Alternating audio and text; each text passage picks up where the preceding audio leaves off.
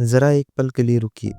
अभी इसी क्षण जब आप ये सुन रहे हैं, सोचिए कि अगर आपकी सारी पहचान, आपका नाम, आपकी यादें, आपके सपने, आपकी मेहनत एक दिन सब खत्म हो जाए। कोई आवाज़ नहीं, कोई चेतना नहीं, कोई मैं नहीं। इस ख़्याल के आते ही अंदर कुछ सिकुड़ सा जाता है। सीने में हल्का सा बोझ महसूस होता है और दिमाग तुरंत कुछ और सोचने लगता है। यही है डेथ एंग्जाइटी। अर्नेस्ट बेकर के अनुसार इंसान की सबसे बड़ी समस्या गरीबी नहीं है, युद्ध नहीं है, बीमारी नहीं है। इंसान की सबसे बड़ी समस्या है ये जानना कि वो मरेगा। जानवर भी मरते हैं, लेकिन जानवरों को ये पता नहीं होता कि उनकी मौत तय है। लेकिन इंसान अकेला ऐसा प्राणी है जो वर्तमान में जीते हुए भविष्य की मौत को महसूस करता है। और यही अवेयरनेस इंसान को महान भी बनाती है और बीमार भी। हम जानते हैं कि हम मरेंगे और इसी नॉलेज से हम सबसे ज़्यादा डरते हैं। इस डर के साथ जीना मानसिक रूप से असहनीय है। इसलिए इंसान इस डर को सीधे फेस नहीं करता, वो इसे दबा देता है, छुपा देता है, सजा देता है। अर्नेस्ट बेकर कहता है, इंसानी सिविलाइजेशन असल में डेथ को बुलाने की एक ऑर्गेनाइज्ड कोशिश है। हम मकान बनाते हैं, नाम कमाते हैं, धर्म रचते हैं, राष्ट्र बनाते हैं, युद्ध करते हैं, प्रेम करते हैं, लेकिन इन सब के नीचे एक ही गहरी साइकोलॉजिकल ड्राइव काम कर रही होती है। मैं साधारण नहीं हूँ, मैं बस मिट्टी नहीं हूँ, मेरा अस्तित्व किसी तरह अमर है। बेकर इसे कहते हैं इमॉर्टलिटी प्रोजेक्ट। हर इंसान, चाहे वो जानता हो या नहीं, अपनी ज़िंदगी को किसी न किसी इमॉर्टलिटी प्रोजेक्ट में बदल देता है। कोई भगवान में अमरता खोजता है, कोई प्यार में, कोई कामयाबी में, कोई फॉलोअर्स में, लाइक्स में और फेम में। लेकिन बेकर एक बेहद असहज सवाल पूछते हैं, अगर ये सब मौत से बचने की कोशिशें हैं, तो फिर हम सच में जी कब रहे हैं? द डिनायल ऑफ डेथ कोई सेल्फ हेल्प बुक नहीं है। ये आपको बेहतर महसूस कराने नहीं आई। ये किताब आपसे आपका झूठ छीनने आई है। ये किताब कहती है, आप जितना ज़्यादा खुद को हीरो समझते हैं, उतना ही ज़्यादा आप अपने डर से भाग रहे होते हैं। कल्चर, रिलीजन, मॉरलिटी, ये सब सिर्फ बिलीफ सिस्टम नहीं है, ये साइकोलॉजिकल आर्मर हैं जो इंसान ने अपनी मॉर्टेलिटी से बचने के लिए पहने हैं। और जब कोई हमारे बिलीफ सिस्टम को चैलेंज करता है, तो हमें गुस्सा आता है, हिंसा होती है, युद्ध होते हैं, क्योंकि असल में वो हमारी ईगो को नहीं, हमारी डेथ डिनाइल को थ्रेटन कर रहा होता है। इस लेक्चर सीरीज में हम अर्नेस्ट बेकर के साथ मिलकर इंसान की उस गहराई में उतरेंगे जहां आम तौर पर कोई जाना नहीं चाहता। हम बात करेंगे बचपन में मौत की पहली छाया की, ईगो के फ्रजाइल होने की, हीरो बनने की ज़रूरत की, प्यार के पीछे छुपे डर की, रिलीजन के कंफर्ट और ख़तरे की, और उस सोसाइटी की जो मॉडर्न होते हुए भी पहले से ज़्यादा बेचैन है। ये लेक्चर आपको अनकंफर्टेबल करेगा, क्योंकि सच्चाई अक्सर अनकंफर्टेबल होती है। लेकिन बेकर का मानना है, जब इंसान अपनी मॉर्टेलिटी को ईमानदारी से स्वीकार कर लेता है, तभी वो पहली बार ऑथेंटिक तरीके से जीना शुरू करता है। और अगर आपको ऐसे डीप साइकोलॉजिकल और फिलोसफिकल बेस्ड ऑडियो लेक्चर पसंद हैं, जो सिर्फ जानकारी नहीं बल्कि आत्मचिंतन भी देते हैं, तो चैनल को सब्सक्राइब कीजिए और इस लेक्चर को लाइक कीजिए। अब हम शुरू करने जा रहे हैं एक ऐसी यात्रा जो बाहर की दुनिया से ज़्यादा अंदर की दुनिया को बदलती है। हम समझेंगे कि डेथ एंग्जाइटी की जड़ें, ये डर आता कहाँ से है और ये हमारी पूरी ज़िंदगी को कैसे शेप करता है। अब हम शुरू करते हैं उस जगह से जहाँ से इंसान की सारी साइकोलॉजिकल कॉम्प्लेक्सिटी जन्म लेती है, यानी मौत। लेकिन ध्यान रखिए, हम यहाँ मौत की घटना की बात नहीं कर रहे, हम बात कर रहे हैं मौत की अवेयरनेस की। अर्नेस्ट बेकर के अनुसार डेथ एंग्जाइटी कोई अचानक आने वाला डर नहीं है। ये कोई ऐसा डर नहीं है जो किसी फ्यूनरल, एक्सीडेंट या हॉस्पिटल के बाद पैदा हो। डेथ एंग्जाइटी इंसान के भीतर धीरे धीरे ग्रो करती है, इतनी धीरे कि हम समझ ही नहीं पाते कि ये कब हमारी पर्सनैलिटी का हिस्सा बन गई। जब बच्चा पैदा होता है तो उसके लिए दुनिया बटी हुई नहीं होती। माँ, शरीर, आवाज़, स्पर्श सब एक कंटिन्यूअस एक्सपीरियंस होता है। बच्चे के लिए माँ और दुनिया अलग नहीं होते, लेकिन जैसे जैसे बच्चा बड़ा होता है उसके अंदर एक क्षमता डेवलप होती है, सेल्फ अवेयरनेस। पहली बार बच्चा महसूस करता है ये मेरा शरीर है, ये मेरा दर्द है, ये मेरी खुशी है। यहीं से ईगो का जन्म होता है। ईगो कोई गलत चीज़ नहीं है, ईगो एरोगेंस नहीं है। ईगो है खुद को एक अलग सीमित अस्तित्व के रूप में महसूस करना। और यहीं से ट्रेजेडी शुरू होती है, क्योंकि जैसे ही बच्चा ये समझता है कि मैं हूँ, उसी के साथ वो ये भी समझने लगता है कि मैं ख़त्म भी हो सकता हूँ। शुरुआत में ये समझ साफ नहीं होती, ये किसी शब्द या कॉन्सेप्ट के रूप में नहीं आती, ये आती है अनुभव के रूप में। किसी अपने का अचानक गायब हो जाना, किसी पालतू जानवर का मर जाना, किसी बूढ़े इंसान का हमेशा के लिए चले जाना। बच्चा सवाल पूछता है, वो वापस क्यों नहीं आएंगे? और जब जवाब नहीं मिलता तो दिमाग एक निष्कर्ष निकाल लेता है, बिना शब्दों के, बिना लॉजिक के, जो जिंदा है वो हमेशा नहीं रहता। और यहीं से जन्म लेती है डेथ अवेयरनेस। लेकिन बच्चा इमोशनली इतना कैपेबल नहीं होता कि वो इस सच को संभाल सके, इसलिए माइंड एक पावरफुल टूल इस्तेमाल करता है, रिप्रेशन।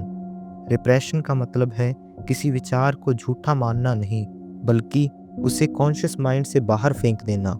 मौत का विचार अनकॉन्शियस में डाल दिया जाता है, लेकिन बेकर कहते हैं जो अनकॉन्शियस में जाता है वो ख़त्म नहीं होता, वो वहीं बैठा रहता है, शांत, अदृश्य, और हमारी पूरी ज़िंदगी को कंट्रोल करता है। यहीं से इंसान का ईगो एक अजीब काम करने लगता है। ईगो खुद से कहता है, अगर मैं मरने वाला हूँ तो मुझे स्पेशल होना पड़ेगा, अगर मैं ऑर्डिनरी हूँ तो मेरी मौत मीनिंगलेस होगी। इसलिए ईगो लगातार खुद को प्रूव करता रहता है। देखिए, हम अचीवमेंट के पीछे क्यों भागते हैं, हम कंपैरिजन क्यों करते हैं, हम अप्रूवल क्यों चाहते हैं। ये सब सिर्फ एम्बिशन नहीं है, ये एग्जिस्टेंशियल पैनिक है। बेकर के शब्दों में, इंसान अपनी बायोलॉजिकल इनसिग्निफिकेंस को सिंबॉलिक इम्पोर्टेंस से ढक देता है। और यहीं से आता है इमॉर्टलिटी प्रोजेक्ट। इमॉर्टलिटी प्रोजेक्ट कोई एक चीज़ नहीं होती, ये एक डायरेक्शन होती है, एक ऐसी डायरेक्शन जिसमें चलकर इंसान खुद से कह सके, मैं पूरी तरह नहीं मरूंगा। कोई बच्चे के जरिए अमर होना चाहता है, कोई कामयाबी के जरिए, कोई किताब, कला या विचार के जरिए, कोई भगवान और आत्मा के जरिए। प्रॉब्लम ये नहीं है कि इंसान मीनिंग खोजता है, प्रॉब्लम ये है कि इंसान मीनिंग का इस्तेमाल मौत से भागने के लिए करता है। और जब ये प्रोजेक्ट फेल होने लगते हैं तो एंग्जाइटी सरफेस पर आने लगती है, कभी पैनिक के रूप में, कभी डिप्रेशन के रूप में, कभी रेज के रूप में, कभी नार्सिज्म के रूप में। बेकर यहाँ एक बहुत ज़रूरी बात कहते हैं। ये कहते हैं मेंटल इलनेस को सिर्फ केमिकल इम्बैलेंस या ट्रॉमा तक सीमित करना इंसान की पीड़ा को अधूरा समझना है। असल में बहुत सारी साइकोलॉजिकल सफरिंग एग्जिस्टेंशियल रूट्स रखती हैं। इंसान एक ऐसा प्राणी है जो जानता है कि वो मरने वाला है, लेकिन साथ ही वो खुद को मरता हुआ मानने से इनकार करता है। और यही कॉन्ट्राडिक्शन इंसानी साइकोलॉजी का कोर है। और इसी कॉन्ट्राडिक्शन से कल्चर पैदा होता है। कल्चर हमें बताता है कि किस तरह जीना मीनिंगफुल है, किस तरह मरना हीरोइक है, किस तरह याद किया जाना चाहिए। कल्चर हमें डेथ से नहीं बचाता, वो हमें डेथ के ख्याल से डिस्ट्रैक्ट करता है। अर्थात डेथ एंग्जाइटी कोई बीमारी नहीं है, ये इंसान होने की कीमत है। लेकिन सवाल ये है, क्या हम पूरी ज़िंदगी इस डर से भागते हुए बिताएंगे या फिर कभी रुककर इसे ईमानदारी से देखेंगे। अब हम बात करेंगे ईगो, हीरोइज्म और इमॉर्टैलिटी प्रोजेक्ट की, और ये कैसे हमारी मॉरलिटी, लव और आइडेंटिटी को डिस्टॉर्ट कर देते हैं। बेकर के अनुसार ईगो कोई साधारण साइकोलॉजिकल फीचर नहीं है। ईगो असल में एक रक्षा तंत्र है, एक ऐसा तंत्र जो इंसान को उसकी अपनी नश्वरता से बचाने के लिए बना है। ईगो का सबसे गहरा डर ये नहीं होता कि लोग क्या कहेंगे। ईगो का सबसे बड़ा डर होता है, मैं इनसिग्निफिकेंट हूँ, मैं रिप्लेसेबल हूँ, मेरी मौजूदगी का कोई अंतिम अर्थ नहीं है। और यही डर ईगो को लगातार रेस्टलेस बनाए रखता है। ईगो खुद को साबित करना चाहता है, हर समय, हर हाल में, कभी कामयाबी के जरिए, कभी ताकत के जरिए, कभी नैतिकता के जरिए, कभी त्याग और बलिदान के जरिए, और यहीं से जन्म लेता है हीरोइज्म। बेकर के अनुसार हीरोइज्म किसी एक्स्ट्रा ऑर्डिनरी साहस का नाम नहीं है। हीरोइज्म का मतलब है अपनी ज़िंदगी को इतना मीनिंगफुल बना देना कि मौत छोटी लगने लगे। हीरोइज्म एक साइकोलॉजिकल स्ट्रैटेजी है।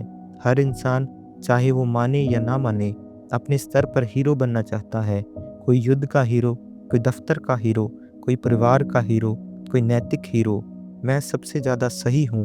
हीरो बनने का मतलब है मौत पर सिंबॉलिक जीत, और इस सिंबॉलिक जीत का ढांचा कहलाता है इमॉर्टलिटी प्रोजेक्ट। इमॉर्टलिटी प्रोजेक्ट कोई एक काम नहीं है, ये पूरी एक लाइफ डायरेक्शन है, एक ऐसी दिशा जिसमें चलकर इंसान अपने आप से कह सके, मैं सिर्फ शरीर नहीं हूँ, मैं एक पहचान हूँ, मैं एक कहानी हूँ। कल्चर हर इंसान को रेडीमेड इमॉर्टलिटी प्रोजेक्ट्स देते हैं।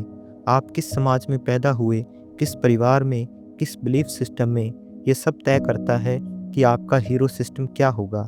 किसी के लिए रिलीजन, किसी के लिए राष्ट्र, किसी के लिए पैसा और स्टेटस, किसी के लिए कला, किसी के लिए आइडियोलॉजी। समस्या ये नहीं है कि इंसान मीनिंग चाहता है, समस्या ये है कि इंसान अपने इमॉर्टलिटी प्रोजेक्ट को एब्सोल्यूट ट्रुथ मान लेता है, और जैसे ही कोई दूसरा इंसान किसी दूसरे प्रोजेक्ट के साथ आता है, ईगो खतरा महसूस करती है, और यहीं से इनटॉलरेंस पैदा होती है, यहीं से गुस्सा, यहीं से हिंसा। बेकर बहुत स्पष्ट शब्दों में कहते हैं, इंसान दूसरों को इसलिए नहीं मारता क्योंकि वो इनहेरेंटली बुरा होता है, बल्कि इसीलिए क्योंकि दूसरा उसके हीरो सिस्टम को चुनौती देता है। अगर मेरा बिलीफ मेरी सिंबॉलिक इमॉर्टलिटी है और कोई उसे झूठा कह दे, तो वो सिर्फ विचार पर हमला नहीं कर रहा, वो मेरी मौत से बचने की दीवार तोड़ रहा है। इसीलिए आइडियोलॉजीज खतरनाक बन जाती हैं, इसलिए रिलीजन्स कट्टर हो जाती हैं, इसलिए नेशंस युद्ध करते हैं। हर पक्ष खुद को राइटियस मानता है, हर पक्ष सोचता है हम सही हैं, इसलिए हमारी मौत मीनिंगफुल है और तुम्हारी नहीं। बेकर यहाँ ईगो की एक और परत खोलते हैं। ईगो को सिर्फ बाहर से ही नहीं, अंदर से भी वैलिडेशन चाहिए। इसलिए हम खुद को कहानियाँ सुनाते रहते हैं, मैं अच्छा इंसान हूँ, मैं अलग हूँ, मैं दूसरों से बेहतर हूँ। ये ईगो के मंत्र हैं। ये मंत्र ईगो को स्थिर रखते हैं, लेकिन जैसे ही जिंदगी हमारे कंट्रोल से बाहर जाती है, नौकरी छिन जाती है, रिश्ता टूट जाता है, शरीर कमज़ोर होने लगता है, इमॉर्टलिटी प्रोजेक्ट में दरार पड़ जाती है, और उसी दरार से डेथ एंग्जाइटी बाहर आने लगती है। कभी एंग्जाइटी के रूप में, कभी डिप्रेशन के रूप में, कभी गुस्से के रूप में, कभी नार्सिज्म के रूप में। बेकर के अनुसार नार्सिज्म सेल्फ लव नहीं है, नार्सिज्म एक डेस्परेट घोषणा है, मैं इतना महत्वपूर्ण हूँ कि मैं टूट ही नहीं सकता। ये भी मौत को नकारने की कोशिश है। मॉडर्न सोसाइटी में ये इमॉर्टलिटी प्रोजेक्ट्स और भी फ्रजाइल हो गए हैं। सोशल मीडिया ने हीरोइज्म को इंस्टेंट बना दिया है। लाइक्स, फॉलोअर्स, व्यूज़, ये सब नए सिंबॉलिक मेडल्स हैं। हर इंसान थोड़ी देर के लिए हीरो बनना चाहता है, लेकिन जब वैलिडेशन ख़त्म हो जाता है तो खालीपन और गहरा हो जाता है। इसलिए मॉडर्न इंसान ज़्यादा इनॉक्शियस, ज़्यादा इनसिक्योर और पैराडॉक्सिकली ज़्यादा शोर मचाता है। ईगो हमें सर्वाइव करने में मदद करता है, लेकिन जब ईगो ही हमारी पहचान बन जाता है तो हम ऑथेंटिक जीना भूल जाते हैं। हीरो बनना गलत नहीं है, लेकिन अगर हीरोइज्म सिर्फ मौत से भागने का तरीका बन जाए तो वही हीरोइज्म एक साइकोलॉजिकल जेल बन जाता है।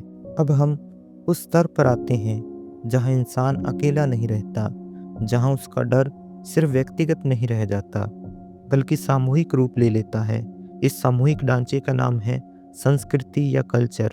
अक्सर हम कल्चर को भाषा, परंपरा, कपड़े, त्योहार और कला के रूप में देखते हैं, लेकिन अर्नेस्ट बेकर के अनुसार कल्चर इन सबसे कहीं ज़्यादा है।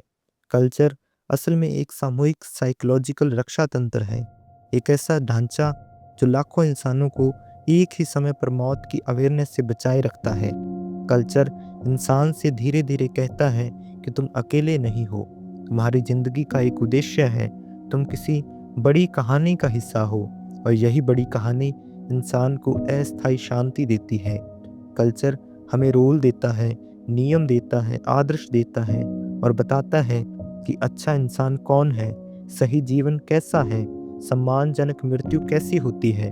असल में कल्चर हमें यह सिखाता है कि किस तरह का हीरो बनना स्वीकार्य है। यहीं से हीरो सिस्टम इंस्टीट्यूशनल रूप में ले लेता है। अब हीरो सिर्फ व्यक्ति नहीं रहता, हीरो एक प्रतीक बन जाता है। शहीद, संत, योद्धा, महान नेता, आदर्श नागरिक, इन प्रतीकों के जरिए कल्चर एक संदेश देता है कि ऐसा जियोगे तो जिंदगी मीनिंगफुल होगी, ऐसे मरोगे तो मृत्यु व्यर्थ नहीं जाएगी।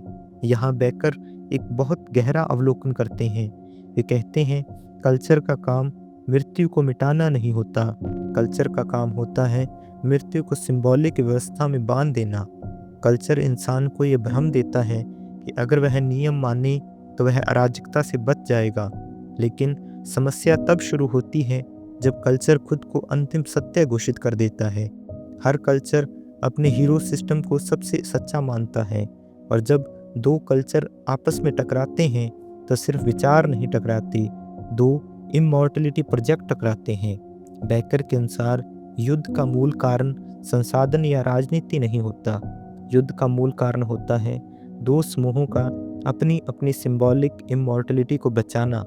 हमारी कहानी सच्ची है, हमारे हीरो महान हैं, हमारी मौत मीनिंगफुल है, और इसी तर्क के साथ इंसान दूसरे इंसान को मारने के लिए तैयार हो जाता है। यहाँ कल्चर रक्षा नहीं करता, कल्चर हथियार बन जाता है। धर्म इसका सबसे स्पष्ट उदाहरण है। धर्म इंसान की डेथ एंजाइटी को शांत करता है। आत्मा का विचार, परलोक का वादा, न्याय का आश्वासन, ये सब इंसान को मृत्यु से ऊपर उठाने का एहसास देते हैं। लेकिन जब धर्म सहारा बनने की बजाय पहचान बन जाता है तो वह खतरनाक हो जाता है, क्योंकि अब बिलीफ पर सवाल उठाना सिर्फ विचारों पर सवाल नहीं रहता, वह इंसान की सिंबॉलिक इमॉर्टलिटी पर हमला होता है। बेकर कहते हैं इंसान कल्चर बनाता है ताकि वो टूट ना जाए, लेकिन फिर उसी कल्चर के नाम पर दूसरों को तोड़ देता है। मॉडर्न दुनिया में ये विरोधाभास और भी गहरा हो गया है। पुराने कल्चर कमज़ोर हो रहे हैं, लेकिन डेथ एंजाइटी कहीं नहीं गई, इसलिए नए कल्चर संरचनाएं पैदा हो रही हैं। Brand, celebrity, influencer, ideologies, lifestyle, ये सब नए कलेक्टिव मिथ्स हैं। इनके जरिए इंसान फिर वही कर रहा है कि मैं शरीर नहीं हूँ, मैं किसी बड़ी चीज़ का हिस्सा हूँ।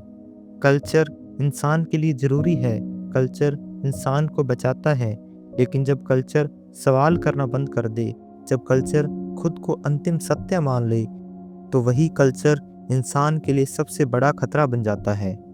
इंसान की डेथ एंजाइटी सबसे ज़्यादा संरचित और सबसे ज़्यादा शक्तिशाली रूप लेती है उस क्षेत्र में जिसे हम धर्म कहते हैं। अर्नेस्ट बेकर धर्म को सिर्फ बिलीफ सिस्टम नहीं मानते, ये धर्म को देखते हैं एक सिंबॉलिक इमॉर्टलिटी सिस्टम के रूप में।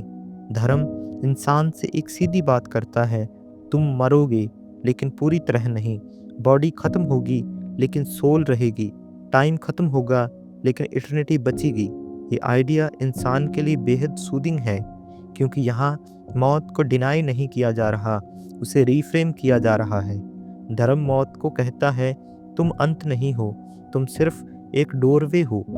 बेकर मानते हैं कि ये ह्यूमन साइकोलॉजी की सबसे एलिगेंट डिफेंस स्ट्रेटेजी है। यहाँ इंसान बायोलॉजिकल रियलिटी को सीधे चैलेंज नहीं करता, बल्कि उसे सिंबॉलिक मीनिंग से ढक देता है। लेकिन यहीं से एक सटल प्रॉब्लम पैदा होती है।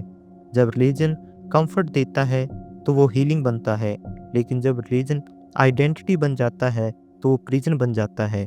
अब सवाल बिलीफ का नहीं रहता, अब सवाल होता है मैं कौन हूँ। और जब आइडेंटिटी दाम पर लगती है तो ईगो सबसे ज़्यादा वायलेंट हो जाता है। बेकर के अनुसार धर्म की समस्या उसकी स्पिरिचुअल टीचिंग नहीं है, समस्या है धर्म का हीरो सिस्टम बन जाना। हर धर्म अपने हीरोज बनाता है, प्रोफेट्स, सेंट्स, मार्टियर्स। इन हीरोज के जरिए एक साइलेंट मैसेज दिया जाता है, ऐसा जियो तो तुम्हारी ज़िंदगी अमर होगी, ऐसे मरो तो तुम्हारी मौत मीनिंगफुल होगी। लेकिन जैसे ही कोई दूसरा धर्म कोई दूसरा रास्ता दिखाता है, ईगो खतरा महसूस करता है, क्योंकि अब सवाल ट्रुथ का नहीं इमॉर्टलिटी का है। अगर मेरा रास्ता गलत है तो मेरी मौत में मीनिंगलेस है। और ये थॉट ईगो के लिए अनबियरेबल है। इसलिए हिस्ट्री में धर्म के नाम पर इतनी हिंसा हुई। लोग भगवान के लिए नहीं मरे, लोग अपनी सिंबॉलिक इमॉर्टलिटी बचाने के लिए मरे। बेकर यहाँ एक बहुत गहरी बात कहते हैं। इंसान भगवान के लिए नहीं लड़ता, इंसान अपने आप को भगवान के साथ जोड़कर अपनी मॉर्टैलिटी से लड़ता है। रिलीजन इंसान को इंडिविजुअल एंग्जाइटी से बचाता है, लेकिन कलेक्टिव एंग्जाइटी को और मजबूत भी कर सकता है। मॉडर्न वर्ल्ड में धर्म का रूप बदला, लेकिन उसका फंक्शन नहीं। आज भी इंसान अमरता ढूंढ रहा है, बस सिंबल्स बदल गए हैं। अब सोल की जगह लेगेसी है, हेवन की जगह फेम है, गॉड की जगह आइडियोलॉजी है, लेकिन साइकोलॉजी वही है। रिलीजन इंसान को अंधेरे से रोशनी की तरफ ले जा सकता है, लेकिन वही रिलीजन ईगो के हाथ में पड़ जाए तो अंधापन भी पैदा कर सकता है। अब हम उस अनुभव की बात करते हैं जिसे इंसान सबसे पवित्र, सबसे सुंदर और सबसे ज़्यादा मीनिंगफुल मानता है, प्रेम, लव, रोमांस। लेकिन अर्नेस्ट बेकर यहाँ कोई रोमांटिक कहानी नहीं सुनाते। वो एक ऐसा सवाल रखते हैं जिससे हम आमतौर पर बचते हैं। क्या हम प्रेम इसीलिए करते हैं क्योंकि हम किसी को समझते हैं, या इसीलिए क्योंकि हम अपनी मॉरलिटी से डरते हैं? बेकर के अनुसार मॉडर्न वर्ल्ड में रोमांटिक लव एक सेंट्रल इमॉर्टलिटी प्रोजेक्ट बन चुका है। पहले इंसान अमरता भगवान में ढूंढता था, फिर परंपरा में, फिर राष्ट्र और काम में। आज बहुत से लोग अमरता अपने पार्टनर में ढूंढते हैं। हम अक्सर बिना कहे अपने पार्टनर से ये उम्मीद करते हैं, तुम मुझे कंप्लीट कर दो, तुम मुझे स्पेशल महसूस कराओ, तुम मेरी लोनलीनेस को हमेशा के लिए ख़त्म कर दो, तुम मेरी ज़िंदगी को ऐसा मीनिंग दो कि मुझे मौत से डर ना लगे। ये रोमांटिक डिमांड्स नहीं हैं, ये एग्जिस्टेंशियल डिमांड्स हैं। बेकर कहते हैं, हम अपने पार्टनर को धीरे धीरे एक इंसान से भगवान बना देते हैं।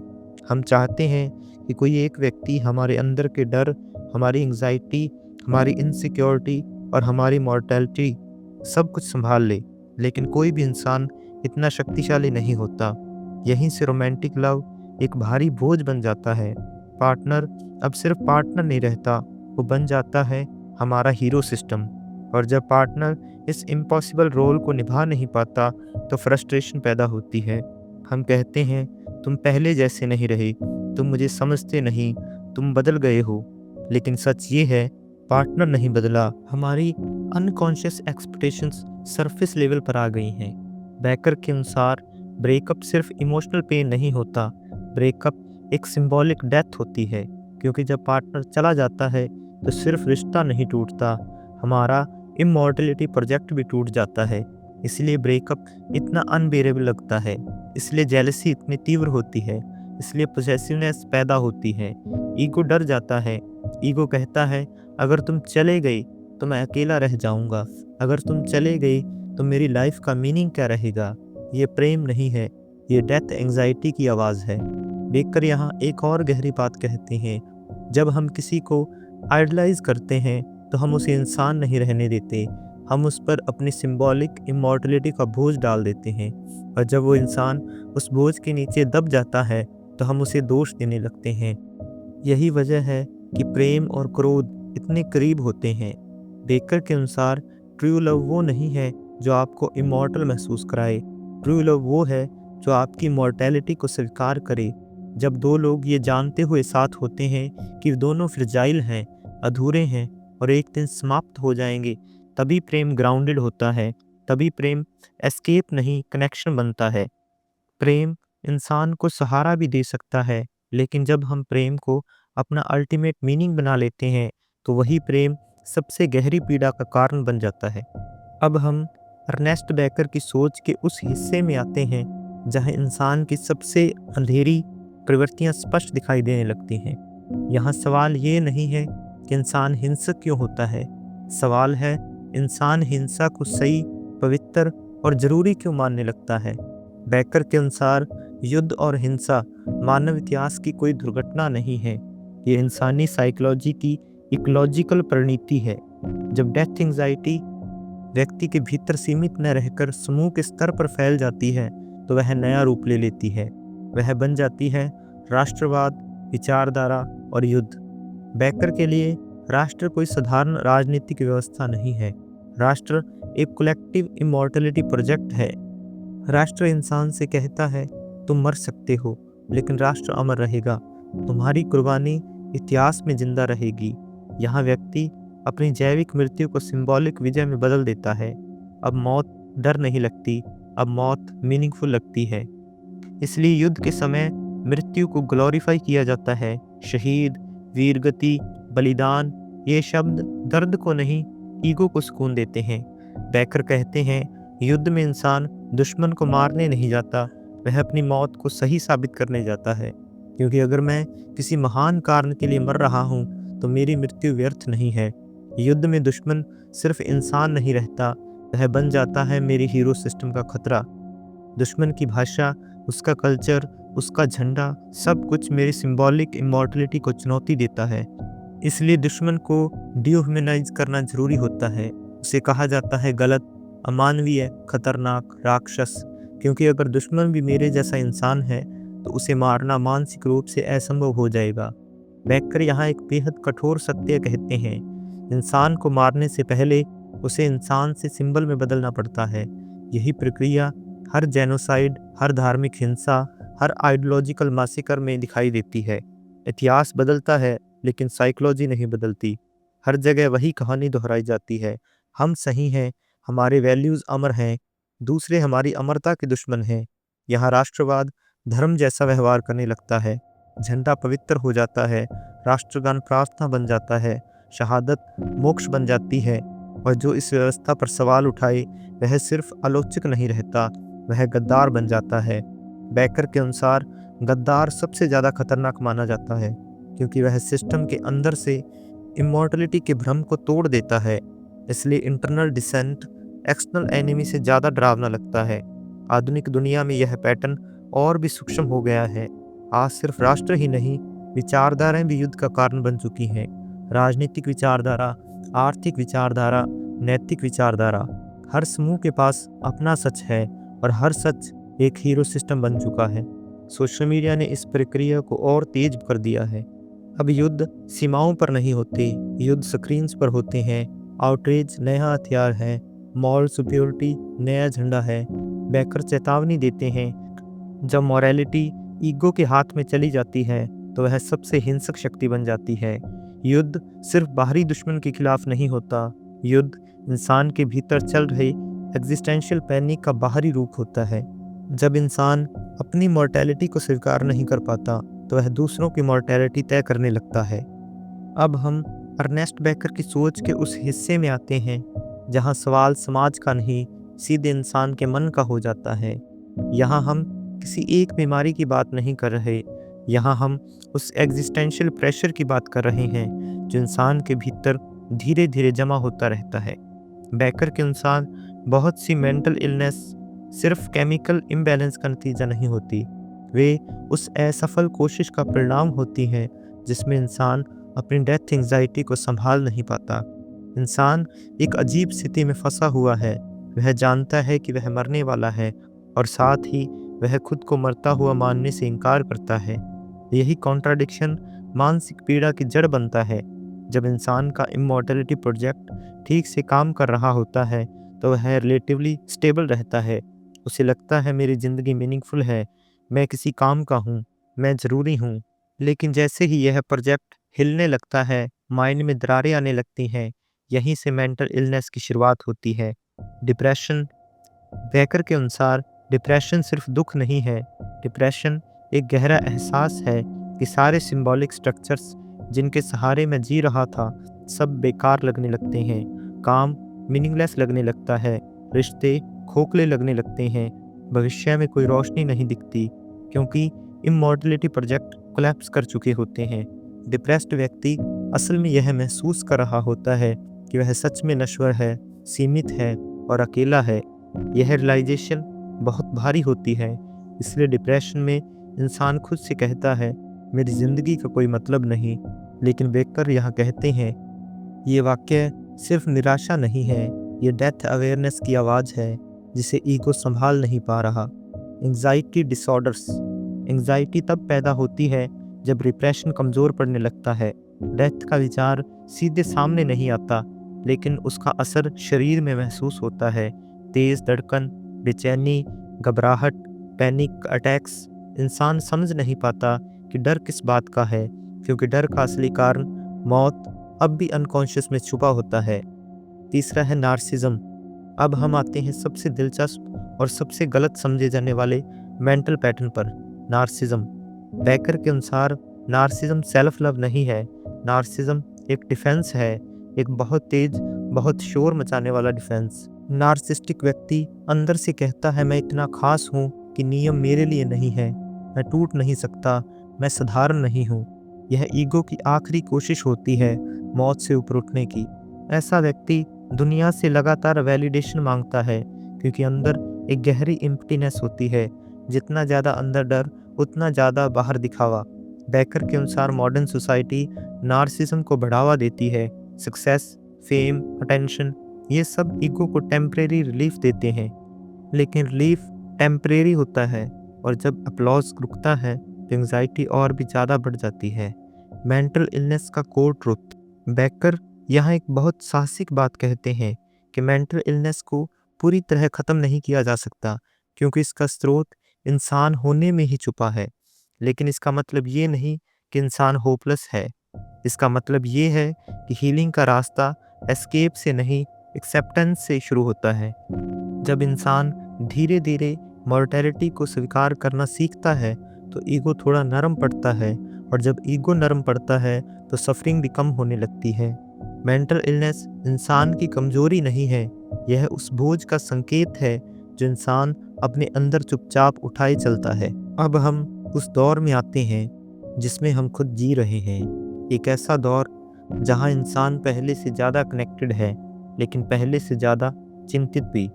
अर्नेस्ट बेकर की किताब सालों पहले लिखी गई थी, लेकिन उसकी चेतावनी आज पहले से ज़्यादा रेलेवेंट लगती है, क्योंकि मॉडर्न सोसाइटी डेथ डिनाइल को ख़त्म नहीं कर पाई, उसने बस उसके नए रूप बना दिए हैं। पुराने समय में कल्चर और रिलीजन इंसान को रेडीमेड इमॉर्टलिटी प्रोजेक्ट देते थे, आज ये प्रोजेक्ट्स टूट चुके हैं, लेकिन डेथ एंग्जाइटी कहीं नहीं गई, वो बस नए रास्ते ढूंढ रही है। आज का इंसान एक अजीब पैराडॉक्स में जी रहा है, उसके पास फ्रीडम है, चॉइसेस हैं, लेकिन क्लैरिटी नहीं है। पहले सोसाइटी कहती थी तुम ऐसे जियो, तुम ऐसे मरो। आज सोसाइटी कहती है तुम जो चाहो बनो। सुनने में ये आज़ादी लगती है, लेकिन साइकोलॉजिकली ये एक भारी बोझ है, क्योंकि अब इमॉर्टलिटी प्रोजेक्ट चुनने की पूरी जिम्मेदारी व्यक्ति पर आ गई है। अगर मैं फेल हुआ तो दोष किसी सिस्टम का नहीं, दोष मेरा है। यहीं से शेम और एंग्जाइटी पैदा होती है। सोशल मीडिया मॉडर्न वर्ल्ड का सबसे पावरफुल हीरो सिस्टम बन चुका है।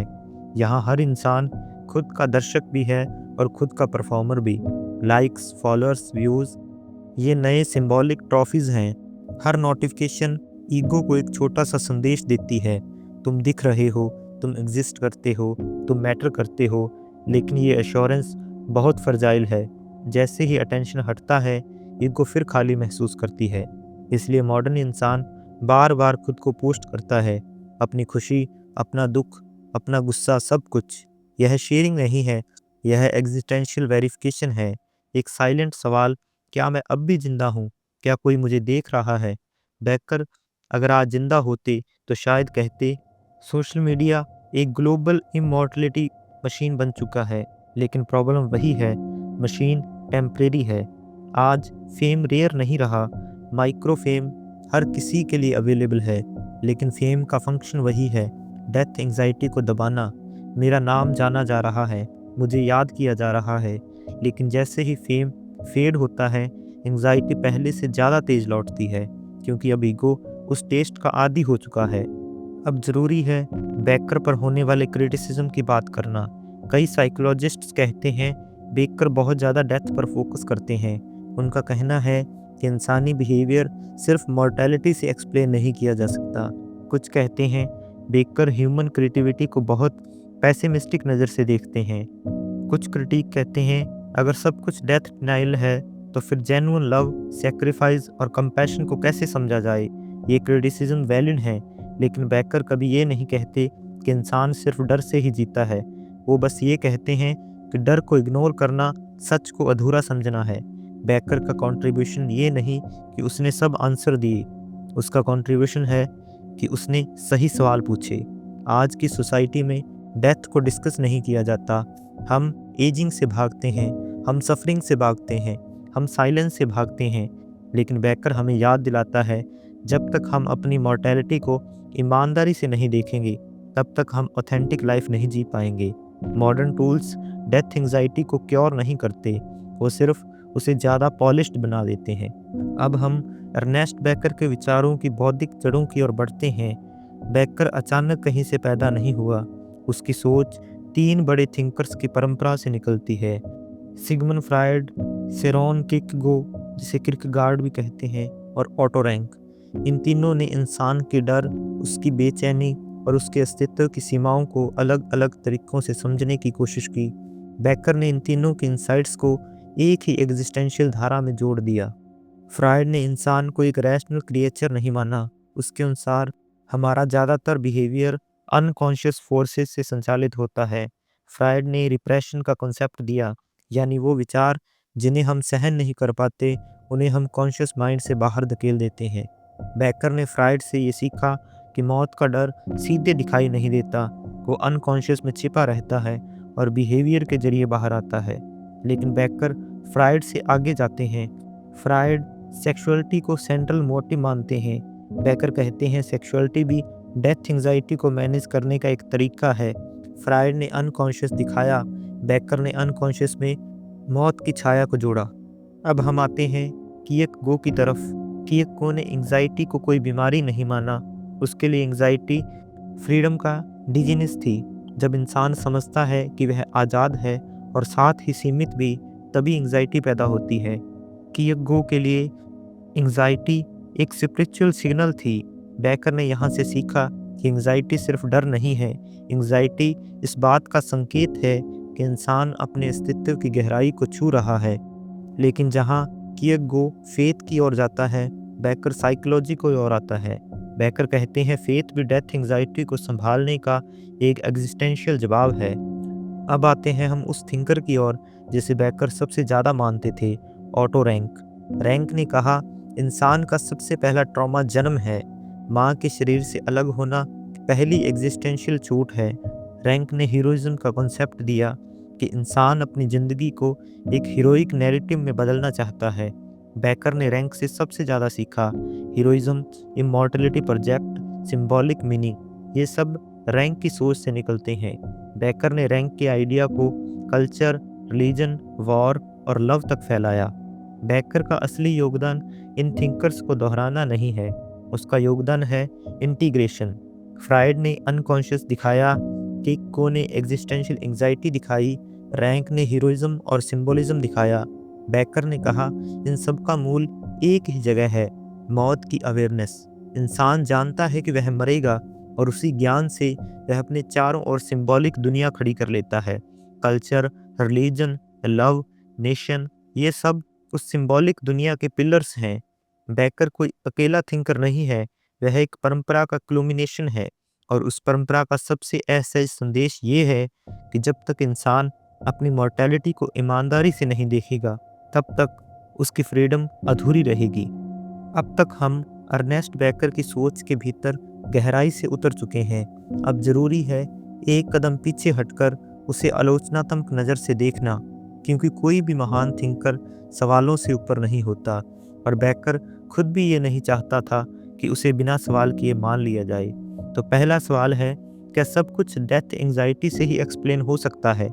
बेकर पर सबसे बड़ा आरोप यही लगाया जाता है कि वह इंसानी व्यवहार को बहुत ज़्यादा एक ही कारण से समझने की कोशिश करते हैं। आलोचक कहते हैं, क्या सच में हर एम्बिशन, हर क्रिएटिविटी, हर सेक्रीफाइस सिर्फ मौत के डर से पैदा होता है? क्या कोई इंसान सिर्फ आनंद के लिए या सिर्फ प्रेम के लिए कुछ नहीं कर सकता? यह एक जायज़ सवाल है। बेकर का जवाब तब ये नहीं था कि इंसान में और मोटिव्स नहीं होते। उसका कहना सिर्फ इतना था कि डेथ अवेयरनेस एक बैकग्राउंड फोर्स है, जैसे ग्रेविटी दिखाई नहीं देती लेकिन हर मूवमेंट को प्रभावित करती है। दूसरा सवाल है, बेकर बहुत पेसिमिस्टिक हैं। कई लोग कहते हैं कि बेकर की सोच इंसान को बहुत नकारात्मक रूप से देखती है। उनके अनुसार अगर सब कुछ डिनाइयल है तो ऑथेंटिसिटी कहाँ बचती है? अगर लव भी एस्केप है, कल्चर भी इल्यूजन है, तो इंसान बचेगा ही क्या। यह आलोचना भी समझ में आती है, लेकिन बेकर पेसिमिज्म नहीं, ऑनेस्टी की बात कर रहा था। वह इंसान को नीचा नहीं दिखा रहा था, वह इंसान को उसकी असहज सच्चाई से मिला रहा था। बेकर के लिए फॉल्स होप से बेहतर है हार्ड ट्रुथ। तीसरा है क्रिएटिविटी और कंपैशन का क्या। एक और बड़ा सवाल उठाया गया, अगर इंसान इतना डरा हुआ है तो कला, करुणा और सेल्फलेस सर्विस कैसे पैदा होती है। बेकर यहाँ एक सटल डिस्टिंक्शन करते हैं। वे कहते हैं क्रिएटिविटी और कंपैशन भी इमॉर्टलिटी प्रोजेक्ट्स हो सकते हैं, लेकिन ये हेल्दियर फॉर्म्स होते हैं। प्रॉब्लम इमॉर्टलिटी प्रोजेक्ट में नहीं है, प्रॉब्लम है उस प्रोजेक्ट के रिजिड हो जाने में। जब प्रोजेक्ट फ्लेक्सिबल होता है तो वह जीवन को एनरिच करता है। जब प्रोजेक्ट एब्सोल्यूट बन जाता है तो वह हिंसा और रिप्रेशन को जन्म देता है। चौथा सवाल है साइंटिफिक प्रूफ कहाँ है। मॉडर्न साइकोलॉजी डेटा और एक्सपेरिमेंट्स पर चलती है।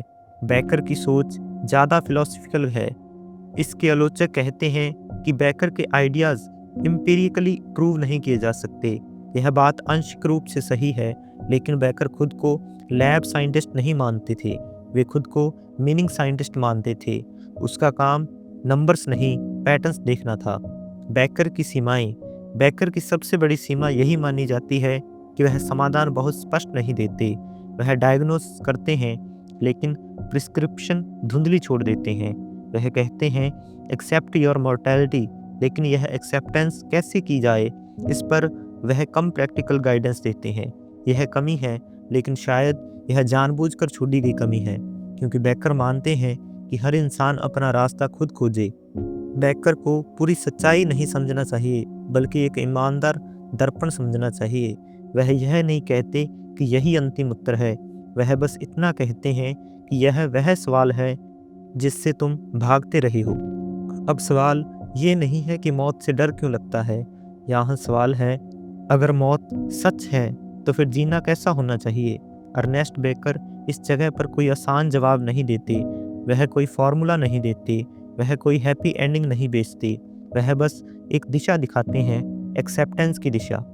डेथ एक्सेप्टेंस का मतलब है मौत के बारे में लगातार सोचना नहीं है, ना ही इसका मतलब है उदास या नकारात्मक हो जाना।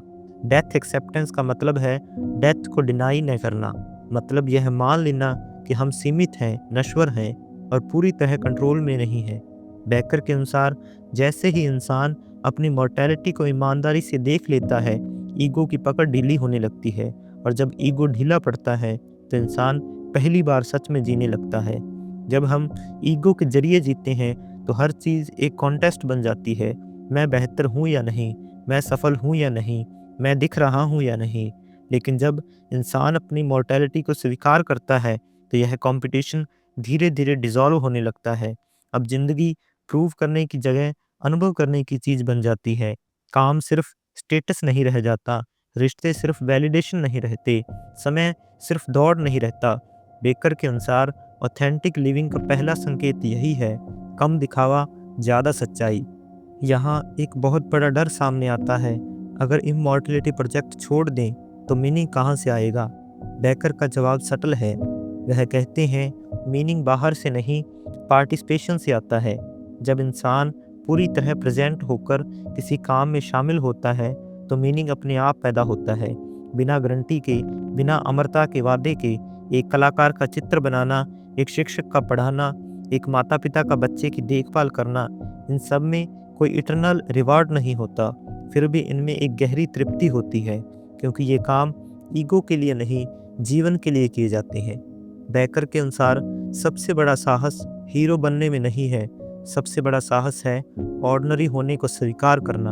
यह मान लेना कि मैं इतिहास नहीं बदलूंगा, मैं परफेक्ट नहीं हूँ, मैं हमेशा याद नहीं रखा जाऊंगा, लेकिन इसके बावजूद मैं ईमानदारी से जी सकता हूँ। यह एक्सेप्टेंस ईगो को नहीं, आत्मा को राहत देती है। और जब मौत स्वीकार की जाती है तो प्रेम भी बदल जाता है। अब प्रेम इमॉर्टलिटी प्रोजेक्ट नहीं रहता, अब पार्टनर भगवान नहीं होता, वह भी उतना ही फ्रजाइल इंसान होता है जितना मैं हूँ। ऐसा प्रेम कम ड्रामेटिक होता है, लेकिन ज़्यादा रियल होता है। कम एक्सप्रेशंस, ज़्यादा प्रेजेंस। बेकर किसी आइडियल इंसान की बात नहीं करते, वे किसी परफेक्ट जीवन का सपना नहीं दिखाते, वे बस कहते हैं, डर के बावजूद जियो, अनिश्चितता के बावजूद जियो, अर्थ के बिना गारंटी के भी जियो। यही ऑथेंटिक लिविंग है। मौत को स्वीकार करना जिंदगी छोड़ना नहीं है। मौत को स्वीकार करना जिंदगी को गहराई से पकड़ना है। अब हम इस लंबी गहरी यात्रा के अंतिम पड़ाव पर पहुंचते हैं। यहाँ अर्नेस्ट बेकर कोई नई थ्योरी नहीं रखते, वह कोई नया कंसेप्ट इंट्रोड्यूस नहीं करते, वह बस पूरे विचार को एक सादे लेकिन बेहद ईमानदार निष्कर्ष के साथ लेके आते हैं। बेकर का आखिरी सवाल ये नहीं है कि इंसान क्या है, उनका आखिरी सवाल है कि इंसान कैसे जिए। बेकर इंसानी जीवन को एक ट्रेजिक कंडीशन मानते हैं। ट्रेजिक इसलिए नहीं कि जीवन बेकार है, बल्कि इसीलिए कि जीवन सुंदर होते हुए भी अस्थायी है। इंसान जानता है कि वह मरने वाला है, फिर भी वह प्रेम करता है, वह रचता है, वह उम्मीद करता है। यही कॉन्ट्राडिक्शन इंसानी एग्जिस्टेंस का कोर है। बेकर इसे कमजोरी नहीं मानते, वे इसे ट्रेजिक विजडम कहते हैं। एक ऐसी समझ जिसमें इंसान अपने डर को मिटाता नहीं, बल्कि उसके साथ जीना सीखता है। बेकर कभी ये नहीं कहते कि सारे इल्यूजन छोड़ दो, वे बस कहते हैं कि इल्यूजन को इल्यूजन की तरह देखो। कल्चर, रिलीजन, लव, नेशन, ये सब जरूरी हैं, लेकिन जब हम इन्हें एब्सोल्यूट मान लेते हैं तो यही हमें अंधा कर देते हैं। बेकर का विजन ये है कि मीनिंग बनाए रखो, लेकिन उसे इतना रिजिड मत बनाओ कि वह दूसरों की जिंदगी को नकार दे। बेकर के अनुसार सबसे बड़ा नैतिक गुण हीरोइज्म नहीं है, सबसे बड़ा गुण है ह्यूमिलिटी, यानी विनम्रता। यह मान लेना कि मैं सीमित हूँ, यह कि मैं गलत हो सकता हूँ, कि मेरी कहानी पूरी कहानी नहीं है। ह्यूमिलिटी वायलेंस को रोकती है, ह्यूमिलिटी फैंटेसिज्म को तोड़ती है, क्योंकि जो इंसान अपनी मॉर्टेलिटी से डरता नहीं, उसे दूसरों को मिटाने की ज़रूरत नहीं पड़ती। बेकर का अंतिम संदेश बहुत सीधा है, लेकिन आसान नहीं। वह कहते हैं, आंखें खुली रखकर जियो, डर को दबाकर नहीं, उसे पहचान कर जियो, अमर होने का सपना छोड़कर पूरा इंसान बनकर जियो। ऐसा जीवन शायद कम ग्लैमरस होगा, लेकिन ज़्यादा सच्चा होगा, कम लाउड होगा, लेकिन ज़्यादा गहरा होगा। जब इंसान अपनी मॉर्टेलिटी स्वीकार कर लेता है, तो उसके भीतर एक नई तरह की करुणा पैदा होती है। अब वह दूसरों को प्रतिद्वंदी नहीं देखता, अब वह समझता है दूसरा भी उतना ही नश्वर है जितना मैं हूँ। यहीं से रियल एथिक्स का जन्म होता है, डर से नहीं बल्कि साझा नश्वरता से। अगर इस पूरी किताब को एक पंक्ति में समेटना हो तो शायद यह कहा जा सकता है कि इंसान को अमर बनने की कोशिश नहीं करनी चाहिए, उसे ईमानदार बनने की कोशिश करनी चाहिए। ईमानदार अपने डर के प्रति, ईमानदार अपनी सीमाओं के प्रति, ईमानदार अपने जीवन के प्रति। यही बेकर का फाइनल विजन है, यही उसकी विरासत है। अब जब यह यात्रा समाप्त हो रही है तो शायद आपके भीतर कोई जवाब नहीं बल्कि कुछ सवाल बचे होंगे, और यही ठीक है, क्योंकि बेकर का मकसद जवाब देना नहीं था, उसका मकसद आपको जगाना था। अगर यह लेक्चर आपको थोड़ी देर के लिए भी अपने जीवन को ज़्यादा ईमानदारी से देखने पर मजबूर कर पाया तो इसका उद्देश्य पूरा हुआ। और अगर आप ऐसे ही डीप साइकोलॉजिकल, फिलोसफिकल और ह्यूमन कंडीशन पर आधारित ऑडियो लेक्चर सुनना चाहते हैं तो चैनल को सब्सक्राइब कीजिए और इस लेक्चर सीरीज को लाइक कीजिए। हम सब एक ही यात्रा पर हैं, सीमित, नश्वर, लेकिन सोचने में सक्षम, और शायद यही काफ़ी है। धन्यवाद।